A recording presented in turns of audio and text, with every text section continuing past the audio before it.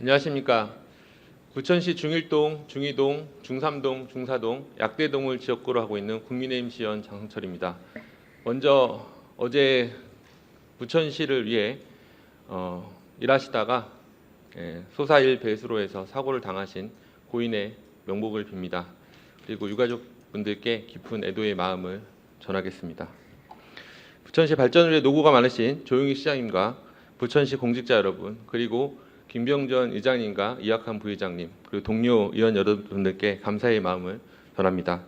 여전히 늦더위가 이어지고 있지만 아침 저녁으로는 조금씩 달라진 공기를 느낄 수 있습니다. 계절이 바뀌는 환절기에 시민 여러분들의 건강과 안녕을 기원합니다. 다가올 추석 명절을 앞두고 가족과 이웃을 위한 따뜻한 마음도 차츰 준비되고 있을 것이라 생각합니다. 풍성한 한가위를 기다리기에 우리 부천이 직면한 현안은 무겁습니다. 재정 문제, 안전 문제, 그리고 시민의 삶과 직결된 생활 현안들은 더 이상 미룰 수 없는 과제입니다. 오늘 본의원은 이와 관련된 몇 가지 시정 현안에 대해 질문 드리고자 합니다. 본의원은 총 17개의 시정 질문을 준비하였으나 시간이 제한되어 있기에 첫째, 부천시의 총체적 재정 위기에 따른 신규 사업 전면 재검토 및 지방채 상환 계획 요청 관련. 둘째, 2024년 도로 유지보수 예산 삭감에 따른 시민 안전사고 급증 문제 해결 촉구 관련. 셋째, 초등학생 입학준비금 지원 예산 추경 추진 관련 예산 우선순위 재검토 촉구 관련. 넷째, 부천 아트센터 대표이사 공백 및 부천 여성청소년재단, 부천문화재단 운영 문제 관련 대책 마련 촉구. 다섯째, 부천시 아파트 보조금 100억 확대 촉구 및 공동주택 지원금 예산 전면 삭감에 따른 실질적 대책 마련 촉구 관련 질문. 이상 5건만 구도로 질문하고 나머지는 서면으로 대체하도록 하겠습니다. 첫 번째는 부천시 총체적 재정 위기에 따른 신규 사업 전면 재검토 및 지방채 상환 계획 요청 관련 질문입니다. 부천시는 현재 총체적 재정 위기에도 불구하고 대규모 신규 사업을 지속적으로 추진하면서 부족한 재원을 지방채 발행과 차환채에 이전해 왔습니다. 문제는 과거 1.5% 수준이었던 지방채 이자율이 최근 4.2%까지 치솟으며 이자 부담이 눈덩이처럼 불어나고 있다는 점입니다.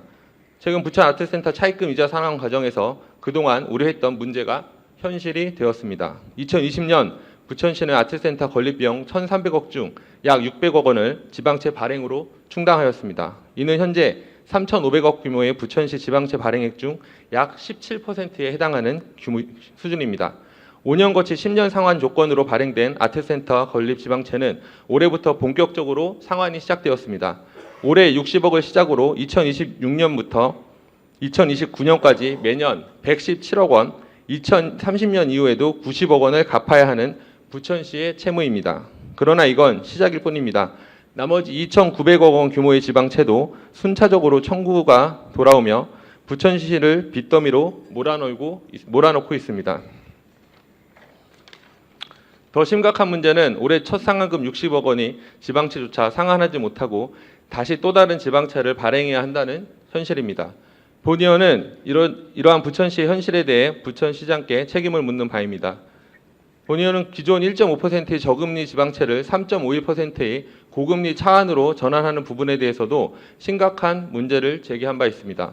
그런데 공공자금관리기금 발행조차 무산되면서 이제는 결국 4.2%의 이자율로 지방채를 발행해야 하는 상황에 이르렀습니다.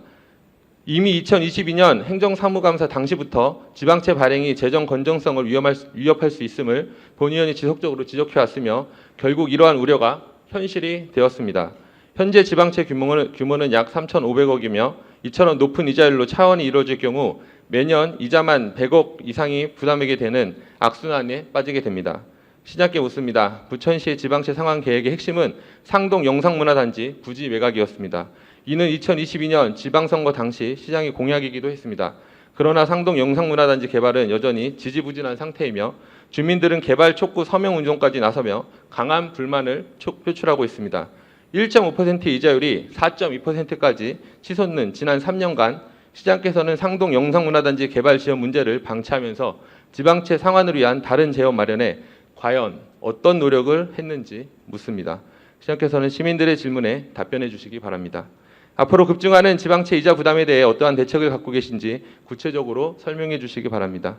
한편 시민생활과 밀접한 예산을 삭감하면서 시급성이 낮은 신규 사업은 계속 추진하고 있습니다. 고령 운전자 운전면허 반납 지원금 같은 생활 밀착 지원 사업은 줄이고 시정연구원 설립, 신흥고가 철거, 부천로 명품거리 조성 같은 신규 사업 및 토건 사업은 밀어붙이고 있습니다.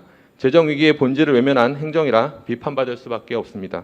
지금은 2025년 4분기가 시작되며 2차 추경 예산이 편성되는 중요한 시점입니다. 부천시의 안정적인 재정 운영과 채무 관리 방안을 철저히 점검할 필요가 있습니다.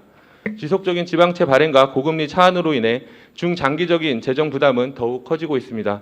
따라서 기존 채무 상황 여력과 향후 재정 운영에 미칠 영향을 종합적으로 검토해야 합니다. 다행히 도서관 설립을 위한 지방채 중 17억 원을 11호 상환하겠다는 계획은 최소한의 상환 의지를 보여준 긍정적 사례로 평가할 수 있습니다.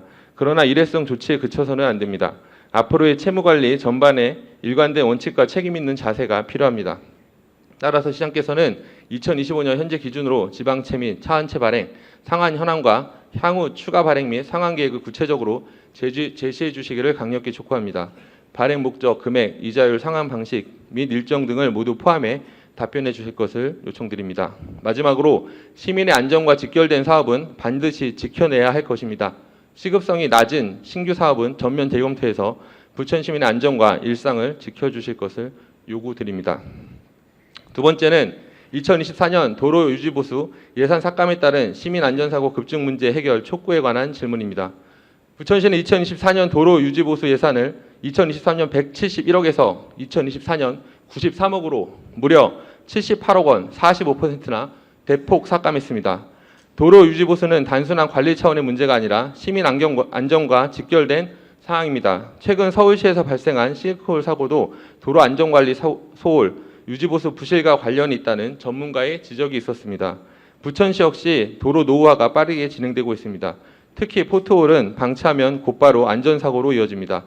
즉각적인 조치가 없으면 시민의 생명과 재산이 위협받을 수밖에 없습니다. 실제로 통계가 이를 뒷받침합니다. 부천시가 시민들에게 제공하는 영조물 배상공제 보험 접수 건수가 2023년 502건에서 2024년 745건으로 급증했습니다. 무려 243건이나 늘어난 수치입니다. 더 충격적인 것은 이 중에서 86%가 도로에서 발생한 사고라는 점입니다. 전년 대비 41% 증가한 수치로 예산 축소 속에서 도로관리 취약성이 고스란히 시민 안전사고로 드러났음을 증명하고 있습니다. 시장께서는 시민 안전을 최우선으로 지켜야 할 책임과 의무가 있습니다. 예산 삭감으로 인한 안전사고가 급증하고 있다면 이를 결코 간과할 수 없는 문제입니다. 도로 유지보수 예산 축소가 불러온 시민 피해를 철저하게 검토해서 현재 발생하는 사고에 대한 근본적 대책을 마련할 것을 촉구합니다. 안정적인 유지보수 체계를 세워 시민 불안을 해소하는 것이 시급합니다. 본의원은 시장이 아니라는 행정으로 지금 이 순간에도 발생하고 있는 도로 안전사고에 대한 책임을 묻습니다. 부천 시민들께서 겪은 도로 안전사고 피해에 대해 진심 어린 사과를 강력히 촉구합니다. 도로 유지보수 예산이 기계적 삭감이 초래한 문제를 직시하고 안전사고 급증에 대한 실질적인 대책을 내놓으시기 바랍니다. 시민의 생명과 안전보다 우선되는 행정은 없습니다. 다음 세 번째는 초등학생 입학준비금 지원 예산 추경 추진 관련 예산 우선순위 재검토 촉구에 대한 질문입니다. 지난 4월 부천시 초등학생 입학준비금 지원 조례가 제정된 이후 약 4억 5천만 원 규모의 예산이 이번 추경에 반영되었습니다. 그러나 이 사업은 보건복지부에서 8세 미만인 아동에게 매년 10만 원씩 정기적으로 지급하는 사업과 중복되는 예산이라는 논란이 있습니다. 중복세에 대한 논란이 있지만 아이들을 위한 정책이고 부천시의 미래 세대를 위해 투자라는 명분으로 재정문화위원회에서도 조례를 통과시켰습니다. 하지만 조례 심의 과정에서 이미 우려가 제기되었습니다. 내년 지방선거를 앞두고 일부 시민에게 혜택을 주어 표를 얻기 위한 일부 이른바 표퓰리즘성 정책이 아니냐는 지적이었습니다. 이번 추경에 100%로 편성된 4억 5천여만 원을 두고 그 우려가 현실이 되고 있다는 비판의 목소리가 높아지고 있습니다. 더구나 사업의 이름이 입학준비금인 만큼 당연히 입학 시점과 맞물려야 합니다. 입학 축하 성격의 지원금을 3월이 아닌 연말에 추경을 통해 지급한다는 것은 사업의 취지와 적시성에 전혀 맞지 않습니다. 부천시는 현재 총체적 재정위기 상황입니다. 그런데 도서관 신규 도서 구입비는 7억 원이나 삭감해놓고 겨우 8천만 원만 추경에 반영했습니다. 시민 안전과 직결된 도로 유지 보수 예산도 45%로 대폭 삭감해 사고가 40% 급증했습니다. 이런 상황에서 적시성이 떨어지는 입학준비금을 굳이 추경에 밀어넣는 것은 시민의 눈높이에 맞지 않습니다. 부천 시민들께서는 전형적인 포퓰리즘성 정책이라며 비판하며 목소리를 높이고 있습니다. 시장께 묻습니다. 2026년 본예산 편성 지침에도 모든 재정사업은 우선순위를 철저히 점검하고 구조조정하라는 가이드라인이 명시되어 있습니다. 이번 추경 편성이 과연 가이드라인을 준수했다고 생각하십니까? 부천시장께서는 총체적 재정위기 부천시가 예산의 우선순위를 철저하게 점검해야 하는 상황에서 적시성이 현저히 낮은 예산이 추경으로 추진되는 부분에 대해 반성할 필요가 있다고 생각합니다. 지금이라도 예산 편성 가이드라인을 지켜주시기 바랍니다. 76만 3천의 부천 시민들께서는 철진한 입학 준비금보다 안전과 직결된 도로 유지보수, 고령 운전자 운전면허 반납 지원, 도서관 신규 도서 구입이 더 시급하다고 판단하고 계십니다. 부천시장께서는 예산 집행의 우선순위를 철저하게 재검토해 주실 것을 촉구합니다. 네 번째는 부천 아트센터 대표이사 공백 및 부천 여성 청소년재단, 부천 문화재단 운영 문제 관련 대책 마련 촉구 관련 질문입니다. 부천 여성 청소년재단은 부천시 여성 청소년 정책을 수행하는 핵심 기관임에도 대표이사 공석이 장기간 이어졌습니다. 작년 10월 본 의원이 시정질문에서 여성다문학과는 올해 3월 대표이사 선임을 약속했습니다. 그러나 채용 절차는 진행되지 않았습니다.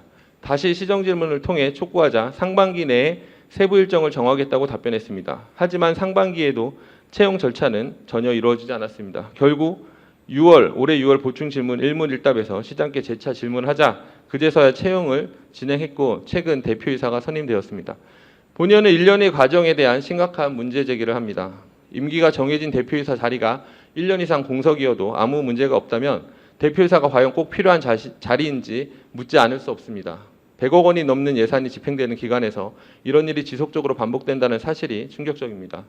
더구나 이번 채용 과정에서 본 의원이 최종 후보자 이력을 요구했지만 부서는 개인정보를 이유로 경력마저 전면 비공개했습니다. 부천 아트센터의 경우 동일한 최종 후보자 이력 요청에 특정할 수 있는 이름 등 개인정보를 제외한 경력 자료를 모두 제출한 바 있습니다. 왜 여성 청소년 재단만 달리 처리했는지 납득할 만한 설명을 해줄 것을 요구합니다. 현재 부천 아트센터 역시 대표이사가 반년 가까이 공석입니다. 문화체육국장께서 겸직하고 있는 상황이 길어지고 있는데 이는 조직 운영에 심각한 부담을 주고 있습니다. 그럼에도 불구하고 대표이사보다 사무국장을 선임을 먼저 진행한 이유에 대해 시장께 직접 납득할 만한 설명을 요구합니다. 특히 부천 아트센터의 대표이사 채용 과정에서는 최종 후보자 2명에 대해 적격자 없음으로 결론이 내려졌습니다. 충분한 경력이 있었음에도 불구하고 선발하지 않은 것은 업계에서도 논란이 되었습니다. 과연 그 결정이 타당했는지 시장께서 추후에 진행될 부천 아트센터 대표이사 선임 과정을 통해 확인해 볼 수 있을 것입니다. 업계에서 존경받는 인사들이 도전했던 자리였습니다. 그럼에도 적격자 없음으로 마무리됐다면 앞으로 더 나은 인재가 지원할 가능성은 더욱 줄어들 수밖에 없습니다. 채용의 핵심은 신뢰이며 그 신뢰는 채용을 진행하는 주체가 반드시 책임져야 합니다.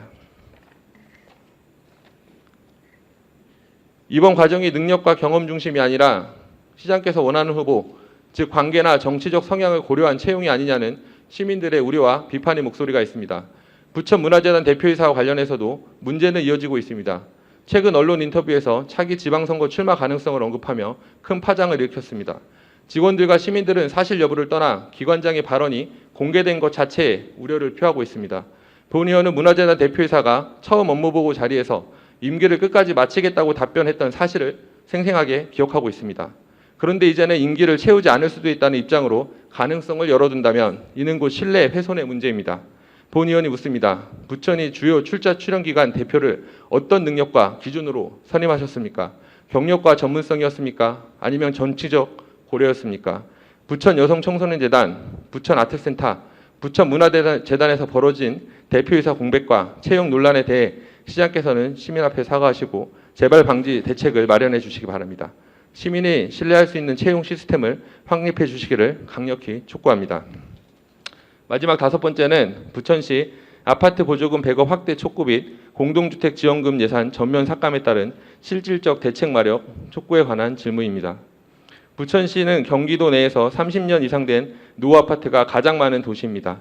준공 15년이 넘은 아파트 비율이 76%에 이르며 이는 곧 다수 시민이 주거 환경이 노후화되어 안전과 생활 편의 측면에서 취약하다는 것을 의미합니다.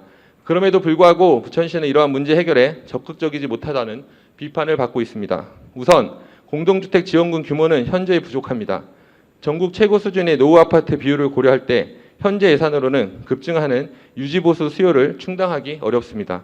부천시 아파트 보조금은 2022년 17억, 2023년 11억, 2024년 6억 급격히 감소했으며 올해는 도비를 제한 시위 예산을 전액 삭감했습니다. 부천시 15만 3천 세대 45만 명 입주민이 분노하는 이유입니다. 시장께서는 부천시 아파트 부산 확대 방안을 어떻게 추진하고 있는 보조금 여는지 구체적으로 밝혀주시기 바랍니다. 안전 문제 또한 시급합니다. 최근 전국적으로 아파트 화재 사고가 증가하고 있으며 노후 아파트의 경우 화재 위험이 더욱 큽니다.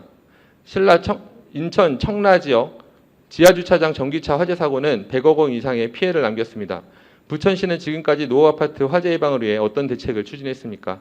특히 전기차 전용 구역에 대한 화재 예방 조치 현황을 조사해서 향후 종합적인 예방 대책을 제시해 주시기 바랍니다.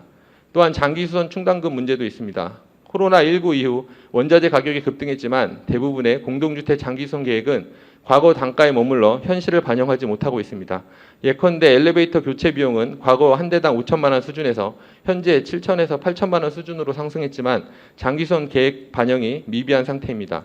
이로 인해 제때 보수를 못하고 과태료를 부과받는 단지가 늘어날 우려가 큽니다. 부천시는 의무관리단지 187개 이상의 장기수선 계획 실태를 철저히 조사해서 장기수선 계획 정상화, 골든타임을 놓치지 않기를 촉구합니다. 행정 대응 방식 또한 개선이 필요합니다. 현재 과태료 부과 과정은 사전 교육과 안내가 부족하다는 불만이 많습니다. 무작위 점검으로 특정 단지의 불이익이 집중되는 형평성 논란도 반복되고 있습니다. 부천시는 단순히 공동주택관리법 집행에 그칠 것이 아니라 적극 행정으로 사전 고지와 안내, 교육과 컨설팅을 강화할 것을 요구합니다. 층간소음 문제도 지속되고 있습니다. 노후 아파트 구조상 소음에 취약해 관련 분쟁이 이어지고 있으며 이에 대한 체계적 대응이 요구됩니다. 각 단지의 층간소음관리위원회가 실제로 어떤 역할을 수행하고 있는지 그리고 시가 민원에 대해 어떤 방식으로 대응하고 있는지 구체적으로 답변해 주시기 바랍니다. 결국 공동주택은 사유재산이지만 부천 시민이 70%, 15만 3천 세대, 45만 명이 거주하는 생활공간입니다. 정책 체감도가 가장 높은 영역임에도 행정은 여전히 단속과 과태료 중심의 사후 대응에 머물러 있습니다. 이제는 달라져야 합니다. 공동주택 입주민들 대상으로 한 만족도 조사를 정기적으로 실시하고 사전 안내, 교육, 컨설팅 중심의 행정으로 전환해서 부천시가 공동주택 관리 선도도시로 반드시 거듭나야만 합니다. 시장께서는 예산 확보와 안전대책, 관리 지원을 통해 노후 아파트 문제를 근본적으로 해결해 나갈 것을 강력히 촉구합니다. 구두 질문은 여기서 마치도록 하겠습니다. 시장께서는 서명으로 질문한 부분에 대해서도 성실히 답변해 주시기 바랍니다. 감사합니다.